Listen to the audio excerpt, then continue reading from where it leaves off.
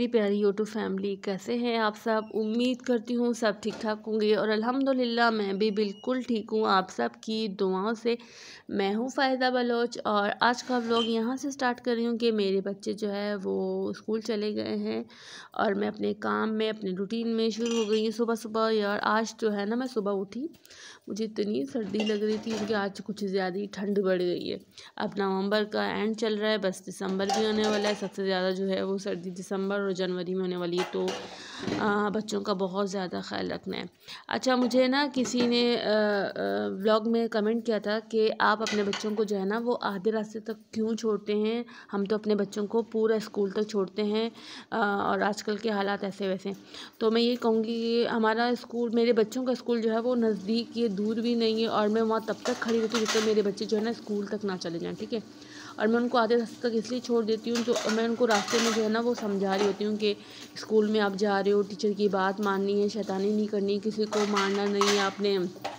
और जो है ना जब आप चीज़ खाओ तो अपने हाथ धो के चीज़ खाओ। यानी अपने बच्चों को रास्ते में मैं समझाते हुए ही आधे रास्ते में छोड़ती हूँ, फिर अल्लाह हाफ़िज़ करती हूँ। वो लोग चले जाते हैं और मैं वहाँ खड़ी होती हूँ जब तक वो स्कूल तक ना पहुँचे।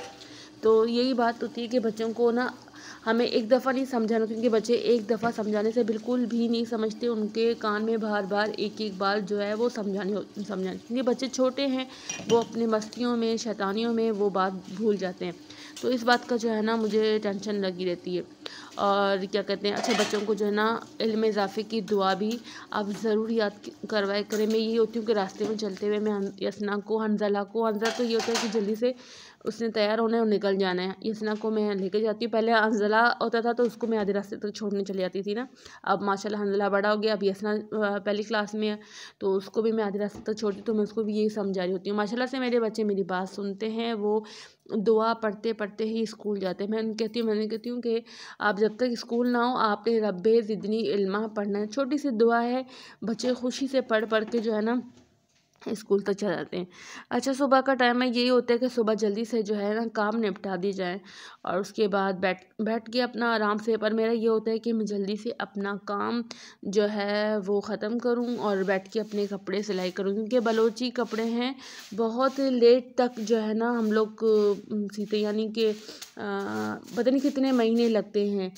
बहुत मेहनत का काम है। छोटा सा है, मतलब छोटा छोटा भी अगर हो घग्गा, छोटा ठप्पा भी लगाया हुआ हो तब भी यार उसको सीने में कितना टाइम लगता है। यानी हमें 5-6 महीने जो है ना आराम से लग जाते हैं एक सूट तैयार होने में हमारा। पाकिस्तान में होता था कमीज शलवार होती थी, फ़ौरन बाज़ार से लो और आपने दर्जी को देना है, एक दिन में क्या 1 घंटे में तैयार हो जाता था।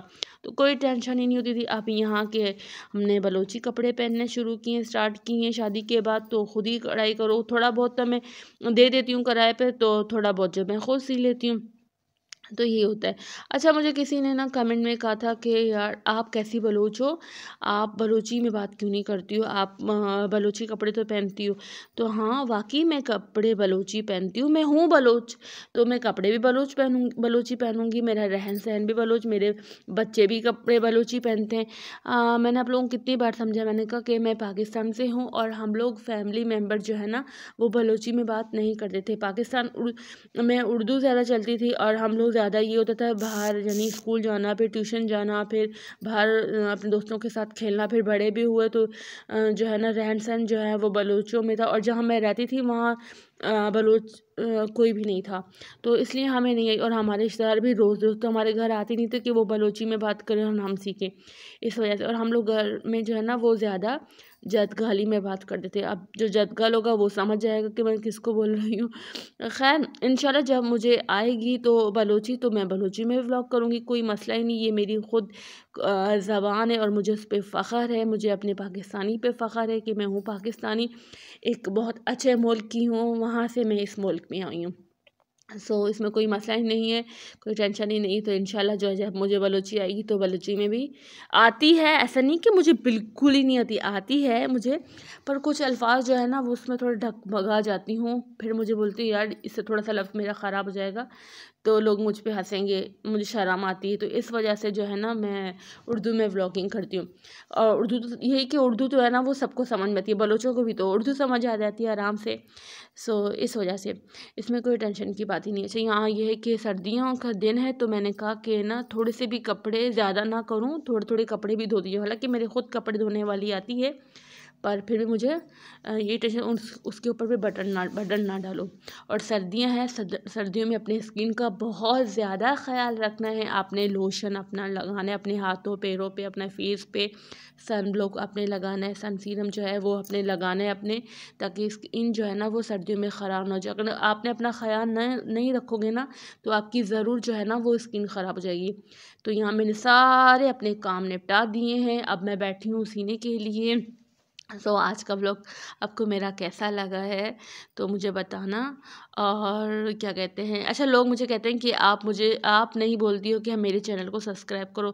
जब जिसको मेरा चैनल अच्छा लगेगा, जिसको मेरे व्लॉगिंग अच्छे लगेंगे, जिसको मेरी रूटीन अच्छी लगेगी, वो लाजमी जो है वो मुझे सब्सक्राइब करेगा अगली वीडियो देखने के लिए। तो इसलिए मुझे ज़रूरत भी नहीं है किसी को बोलने के लिए कि यार मुझे सब्सक्राइब करो।